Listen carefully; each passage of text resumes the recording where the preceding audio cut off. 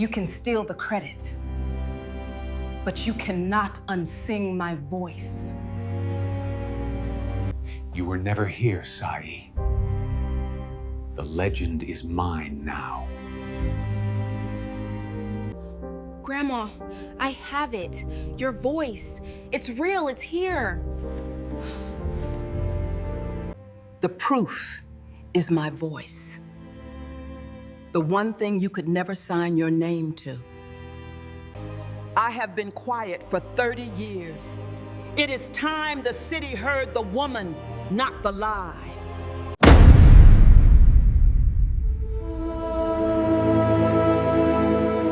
They forgot her name for 40 years. But tonight, in a stadium of 10,000 voices, an old blind woman would sing one single line, and the whole world would finally remember. In 1983, a young woman walked the Lagos streets at dawn with a song in her chest and nothing in her pockets, and a voice that would build an empire she would never be allowed to own. In a small, warm studio with old tape machines and a single microphone, Sai Adiola opened her mouth, and everyone in that room knew they were hearing something the world would never forget. Sing it once more, Sai. The whole city is gonna feel that voice. Take after take, her voice poured onto the tape like honey and fire. The reels turned, the magic was captured, and through the glass, a man with cold eyes began to do the math. Through the glass of his office, Lloyd Brenner heard a fortune in that voice. He did not hear a partner. He heard something he could take and rename and sell to the world as his own. That's a hit, sweetheart. Sign here and let me make you a star. Trust me, I build legends. The songs stay mine, Mr. Brenner. My name on every one. That's the only deal I'll sign. The single tore through Lagos like a storm. They danced in the streets, they sang in the markets, every voice in the city carrying a song they never knew belonged to a girl in a green dress. As the numbers climbed and the money rolled in, Brenner turned his new diamond ring and smiled. The voice had made him rich. Now he only had to make sure no one remembered whose it was. Song after song flowed from her pen into the worn leather book, melodies that would outlive them all. And beside her, faithful Tunde rolled the tape, the only witness to where the magic truly came from. The little label became an empire.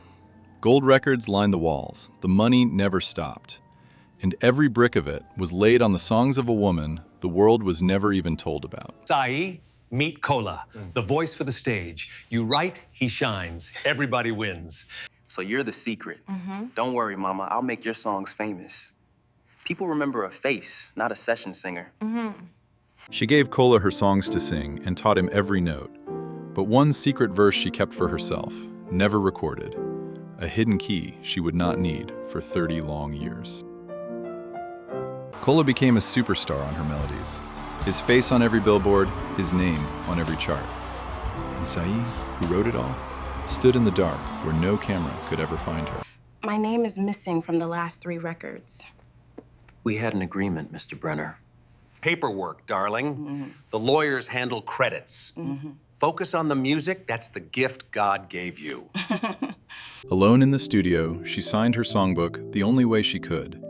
A small green letter S beside every single song. Her quiet claim, hidden in plain sight, waiting. Watching her walk away unbroken, Brenner made a colder decision. He called his lawyers that very night and told them to fix the registrations, to erase her name from her own life. In a quiet lawyer's office, with a single stamp, the truth was rewritten. The credit for her life's work was lifted from her hands and signed over to a lie named Sam. There it sat, locked in his drawer. Her songbook, every page marked with a small green S. The proof of everything. Hidden and waiting for someone brave enough to find it. From today, the catalog is authored by S, my late partner, Sam. Clean, simple, ours. She gets a session fee, nothing more. But faithful old Tunde heard it through the door, and quietly, carefully, he slipped a copy of the session log into his shirt. The first small seed of justice. He's signing your songs to a dead man named Sam. Sai, he is stealing your whole life, one credit at a time. They're calling them my songs now. Hers. They're hers. And I said nothing. She went everywhere with the truth. To the press, to the courts, to anyone who would listen. But every door closed. No one would believe a session girl over the mighty label. With the first royalty check from her stolen songs, Brenner bought himself a famous diamond ring. He wore her life's work on his hand and called it his success. Those are my children, every one of them. You can steal the credit, but you cannot unsing my voice. When even that could not break her, Brenner made his coldest choice of all. If he could not silence her voice, he would erase her from the story entirely, as if she had never existed. His men went into the vault and stripped her name from the master tapes. Her photographs came down from the walls. Piece by piece, they erased the woman who had given them everything. You were never here, Sai. No contract, no credit, no photograph. Go home and sing to your pots. The legend is mine now. But Tunde could not let it all vanish. In the dark of the studio, he hid one reel, her voice, alone, with no music behind it. The one piece of proof they would never find. He slipped it onto a forgotten back shelf, marked only with a tiny green S. And there it waited, gathering dust, keeping her truth safe for 30 silent years. Blacklisted and broke, the voice that built an empire now sang for free in a tiny church choir. The world had forgotten her, but she never once stopped singing. Losing my sight. After everything, at least they can never take the songs out of my ears. The years took her sight, slowly, until her world went dark. She learned to live blind, the cowrie necklace never leaving her throat, her mother's gift, and her last link to who she was. Brenner wrote the history himself, a glossy, golden story of his great label in which Sai Adiola did not exist. And to seal it, he buried her with a forged obituary. A single yellowed clipping mourned a songwriter known only as S, deceased. With one fake death notice, he stole even her right to be alive in the story. And so the decades passed. An old blind woman in a small room, listening to her own song on the radio in another man's name, quietly weeping for the life that had been taken from her. 30 years later, in a small, quiet room, an old blind woman lived alone with her memories, until her granddaughter Fola arrived with groceries and a question that would change everything. Grandma, the whole country's talking about this Brenner tribute concert. 30 years of classic hits. You ever meet those stars? Searching an old drawer, Fola found a forgotten cassette marked with a single faded green letter. She pressed play, and a voice from 1983 filled the little room. Grandma. I get it. This is your voice. This is the anthem. The whole song. It's you. Why is it in your drawer? And so, after 30 years of silence, Sai began to tell her granddaughter the whole truth. The studio, the songs, the theft, and the man who had buried her alive. On the television, a glittering tribute was announced. A grand concert to celebrate the legendary catalog of Lloyd Brenner. The thief was about to be crowned, one last time. He called me dead so he could own me. But a voice on tape does not die, child. Somewhere, one reel still breathes. But Fola was her grandmother's blood. She lifted her phone and began to film and to post, hunting through a city of screens for the proof that her grandmother's songs were stolen. Then we find it. We find the tape, and we make 10,000 people hear who really wrote their favorite song. Her search led her to the docks, to a frail old man who had never stopped waiting, Babatunde, the engineer who, all those years ago, had hidden the one reel that could set the truth free. In that little room, two old friends who had lost everything found each other again. Sai and Tunde, hand in hand across 30 stolen years, ready at last to fight for the truth. Sai, all these years I kept it. The night he erased you, I hid one reel. Then it is still in the archive, Tunde. In the tower he built on my songs. We have to bring it into the light. The truth they needed now lay buried in the basement of his gleaming tower. The empire he had built, floor by shining floor, on the songs of the woman he erased. I'm a music student doing a history project on the label's founding. Just the old reels. 10 minutes, I promise. Deep in the dusty archive, among 1,000 forgotten reels, Fola searched by the light of her phone, hunting for a single can marked with a small green letter S. And then her fingers found it. An unmarked can, and inside, the master reel. Her grandmother's voice, alone, exactly as it was sung in 1983. Grandma, I have it. The reel with your name's initial, your voice, by itself. It's real, it's here. But on a screen high above, an old man saw her. Lloyd Brenner watched the girl in the archive and felt his whole empire tremble on its foundation of lies. Back home, Tunde threaded the old reel onto the machine. The tape began to turn, and a young woman's voice, 30 years lost, filled the room once more. The isolated voice played, and the old woman mouthed every word in perfect time. 30 years apart, the same voice, young and old, undeniable. The proof was real. It matches. Your voice now, your voice then, identical. This is the proof. The whole anthem is you, with no one else on the tape. Sound analysts studied the two voices, then and now, and reached the same verdict. The voice print matched. The anthem the world adored had only ever belonged to one singer. In court, the songbook surfaced at last. Every song in her own hand, every page marked with that quiet green S. The signature he had tried so hard to bury. And the death notice he had forged to steal her rights was exposed for what it was. A lie, filed by his own lawyers to bury a woman who was very much alive. The master reel, certified and entered as evidence, sealed it.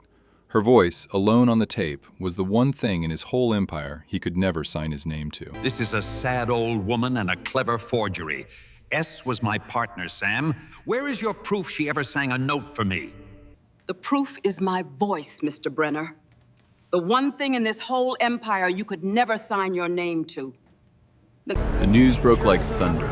The world turned against the legend it had loved, and the great tribute concert became the eye of a gathering storm. Cornered and desperate, Brenner gave one last vicious order: destroy the archive, burn every reel before the verdict could fall. He would rather see it all in ashes than let her have it. His men tore into the archive, hauling out the reels of a lifetime, feeding the past to the shredders. But it was already too late. The one that mattered was beyond his reach. Burn all of it. No tape, no case. The catalog is mine, the way it has always been. For the master reel, the proof of everything, sat safely in the custody of the court, certified, protected, beyond the reach of his fire. I sang her songs and let the world call them mine. They were never mine. They were always Saeed's. Kola's confession swept across the world overnight. The star who sang her songs had finally given them back. And a million voices rose, demanding to hear Saeed at last. They want you on that stage, Grandma. The whole stadium. Will you sing? I have been quiet for 30 years. It is time the city heard the woman, not the lie. And then the verdict came. The court ruled that the catalog, every note of it, belonged to Saeed Adeola. The rights reverted at last to the woman who wrote them. The great tribute concert was handed to its true author. The stage, built to honor a thief, would now, finally, belong to the voice that made it all.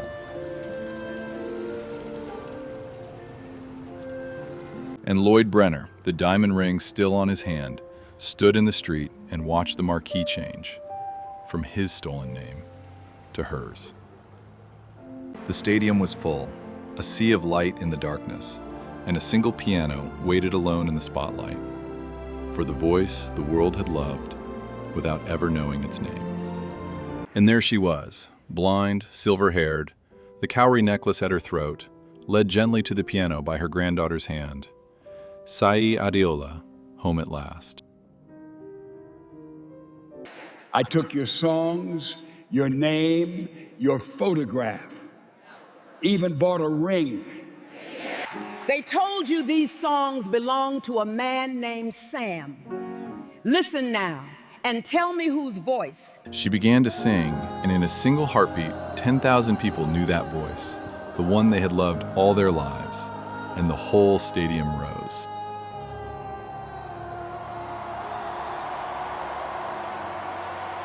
On the great screen above her shone the only photograph that survived, a young woman in green in 1983, wearing the very same cowrie necklace.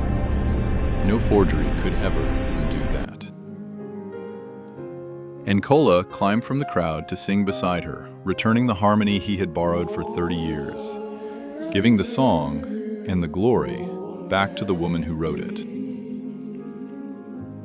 Then she sang the secret verse, the one she had kept for herself and never recorded, the final, unanswerable proof that this song and every song had only ever been hers. I do not want his tower. I only ever wanted my name on my songs. Months later, the catalog returned to the world under her own name, and in a small, bright room, the old woman taught a young blind girl to sing, passing the cowrie necklace and the gift to the next voice the world had yet to hear.